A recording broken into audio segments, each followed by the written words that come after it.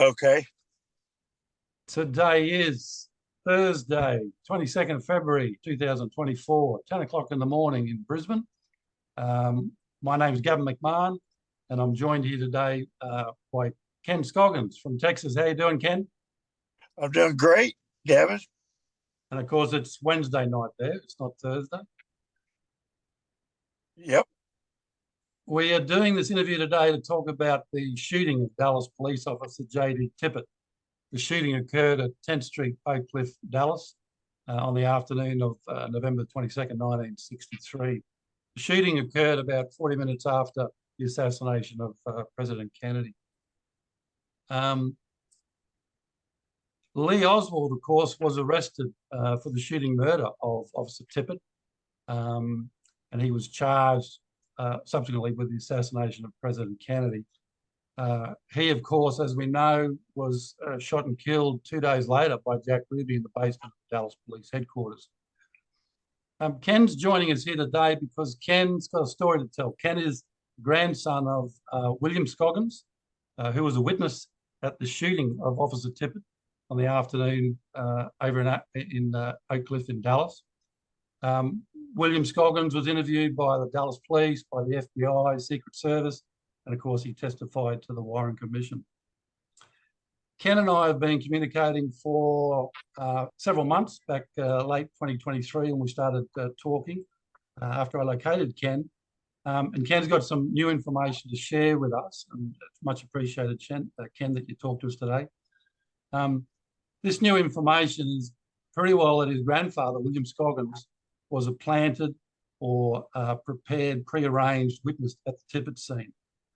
So what this means is that Lee Harvey Oswald was intercepted at 10th Street, Oak Cliff, in a pre-planned clandestine operation. That operation involves the Dallas Police, involves Jack Ruby, involves the mob, and it involves pre-planted, pre-prepared witnesses at the Tippit scene. This new information, of course, does conflict with the testimony that William gave to the Warren Commission, which was fairly basic information.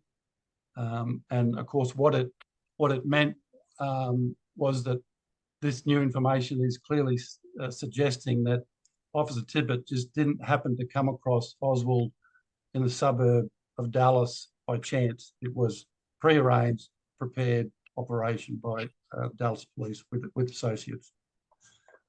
In addition to this interview today, Ken and I have been in discussions, as I said, and I've prepared a 14-page document, which, if I could, Ken, I'd just get you to go on record to endorse that I sent you that 14-page PDF document back on 11th of February, and that you replied basically confirming the content as it relates to what your family has revealed to you, that information is correct. And you're okay with that? Yep.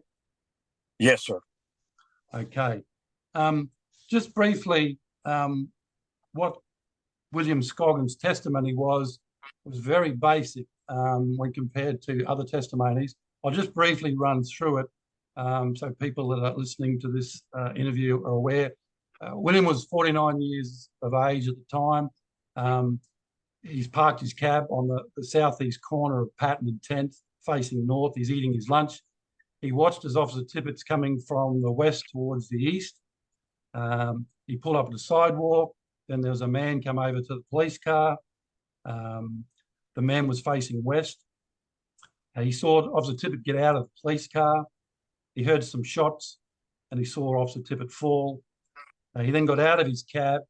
He said that he crouched next to the cab and watched as the man came towards him, but through the bushes.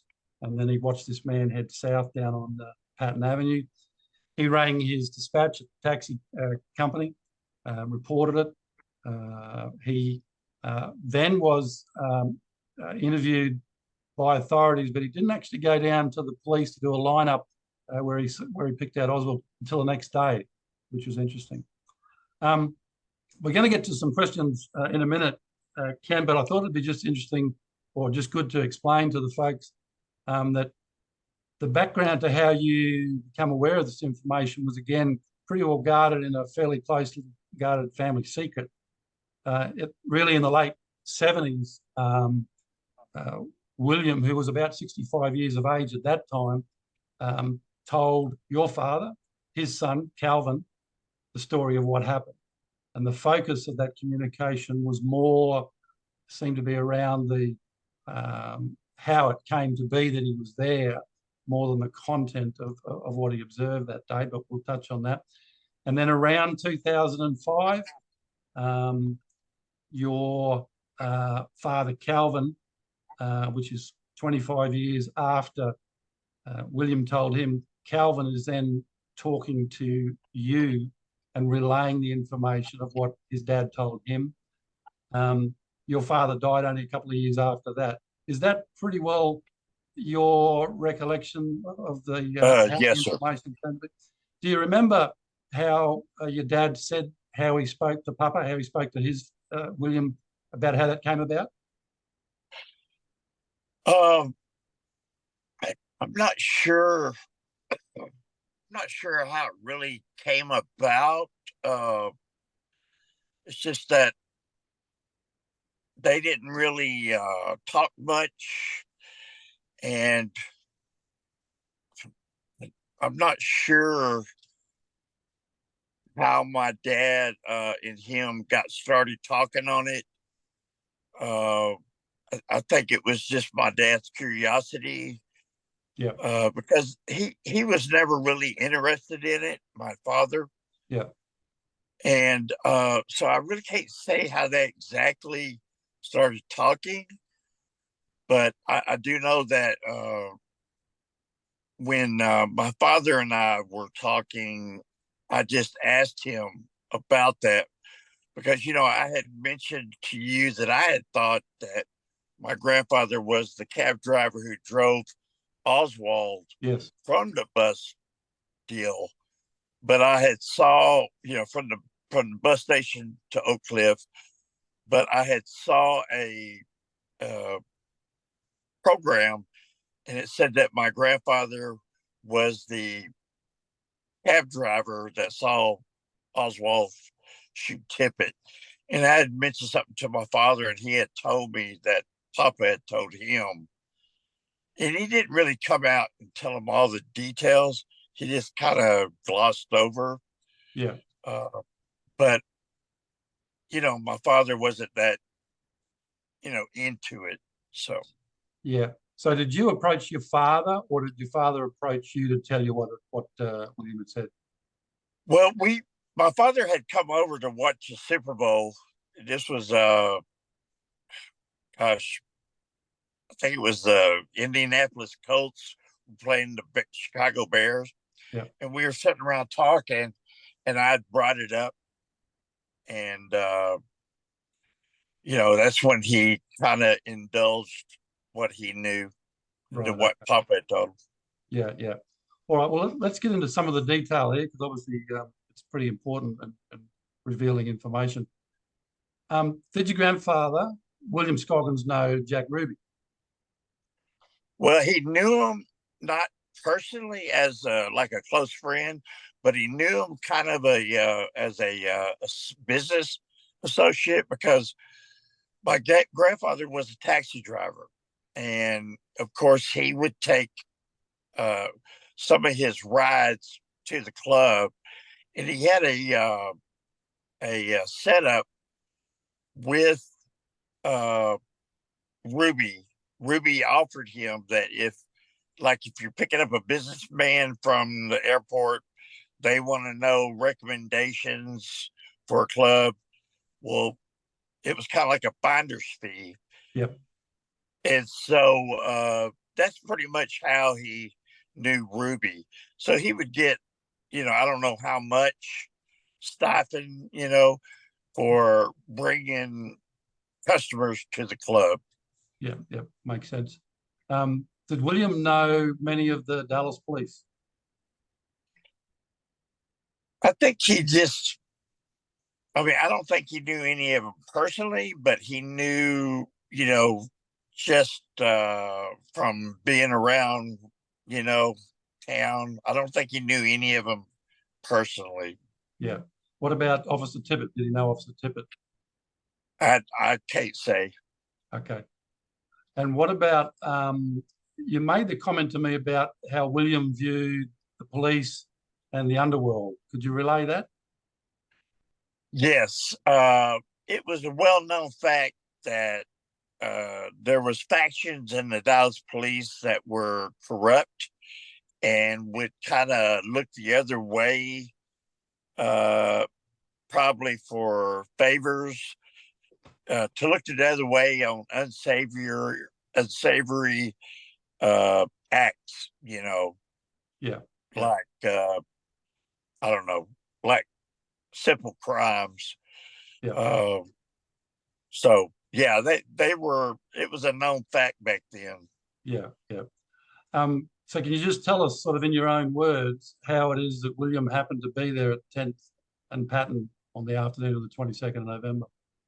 Okay, so my father told me that uh, my grandfather was contacted, and I'm not sure how he was contacted the day before, that from a guy that was an associate of Ruby, that they wanted him to be at that position, Patton and 10th Street, and I don't know if it was at an exact time or particular time, Yeah, but it was around 1:30 or whatever, yeah, uh, because my grandfather always had lunch at home, but on this particular day, he took his lunch with him and he went to that spot to have his lunch after he had taken a fare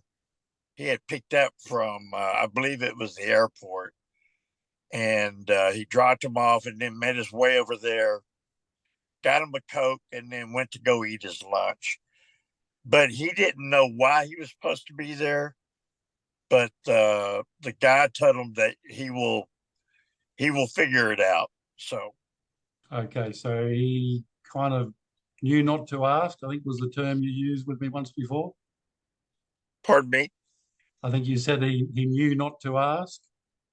Correct. Yeah, it was like unspoken that I think my grandfather knew that Ruby was part of the Dallas mob. I don't think he thought he was the head of it, but I'm pretty sure he knew that he had connections and that he didn't really want to cross these people. So, Yeah, yeah. You get along with things as you're required to. Um, can you tell us a little bit about this man that recruited William? Anything else that you can tell us about who he was with or where he's working or anything? I just know that my father said that he was just an associate of Ruby's. I don't know if he worked at the club or if he was a business partner or what. But yeah, I really can't say on that. Yeah, okay. When we did talk there a few weeks back, you kind of mentioned a couple of words, and we did confirm that these weren't words that were um, things that you were sure of, but possibly an assistant or a gopher. Yes, yeah, it was I don't know the way my dad described it. I mean, he was like an associate, like he did things for Ruby, uh, errands, and like I said, a gopher. Okay. What can you tell us about what William said he saw at 10th Street in the afternoon? That he was eating his lunch. Uh, he, I guess, he heard the gunshots. He got out of the car.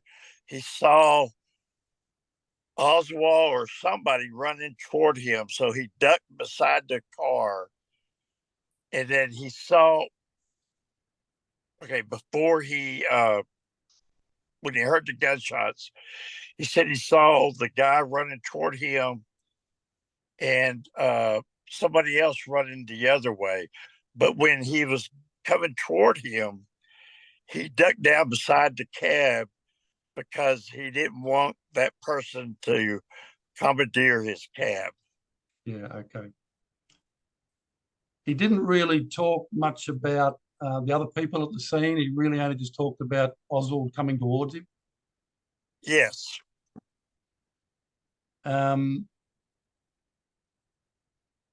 Now, was William threatened? Well, he wasn't. Dad said that he wasn't outright threatened.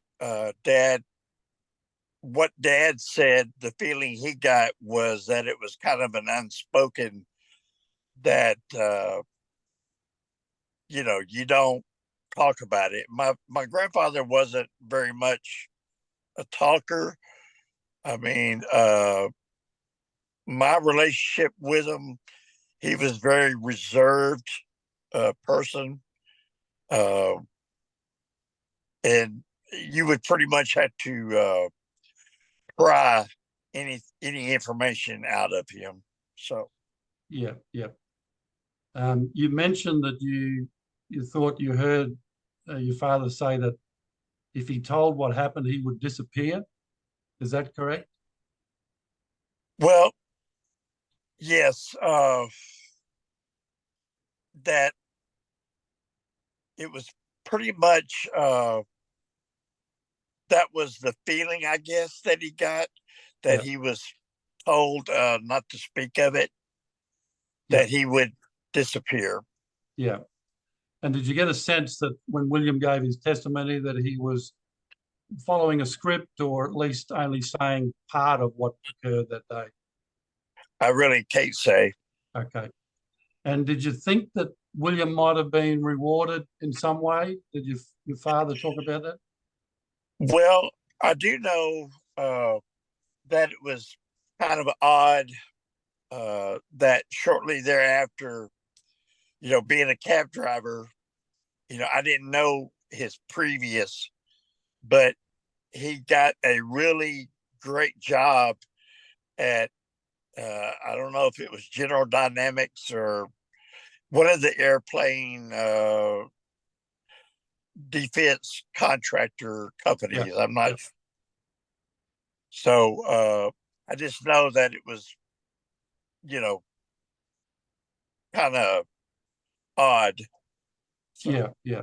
And I mentioned a lot of names to you over our discussions over the last few months about people from the Carousel Club, associates of Ruby, Dallas police officers, some of the strippers, a whole range of names, but none of those were names that you can recall being mentioned at all. No. no, All right, look, that's the bulk of the questions, Ken. I just thought that it was such an interesting, revelation that you've got that we're able to put it on tape, put it on official record, so people can, hear this information. You haven't spoken to other researchers at all? no, sir. I haven't talked to anybody. So Yeah, yeah. And was there sort of a reason why you sort of haven't really spoken up till now? well, uh, I, I guess I'm the only one that I know that's really into the JFK, but I haven't really done any deep research. I didn't really think that the information was, that my grandfather was a key figure. I just thought it was, you know, I don't know. I didn't think it was significant. Yeah, yeah. Oh, look, it's much appreciated, Ken. And just, I'll just finish up here, but just sort of mention that um, uh, back in November, I published an article in Garrison, the Journal of History and Deep Politics, issue 15, which was an article that also talked about planted witness, paid planted witness Helen Markham. And here we are now talking about another planted witness at the scene, William Scoggins, which of course leads me to believe that there's two, there's more. But I just wanted to pass on my thanks to you, Ken, for joining me today and putting this on record. Yes, sir. I hope I can help add something to this mystery that's gone on way too long. Yeah. Thank you very much, Ken. Yes, sir. Thank you. Okay, bye.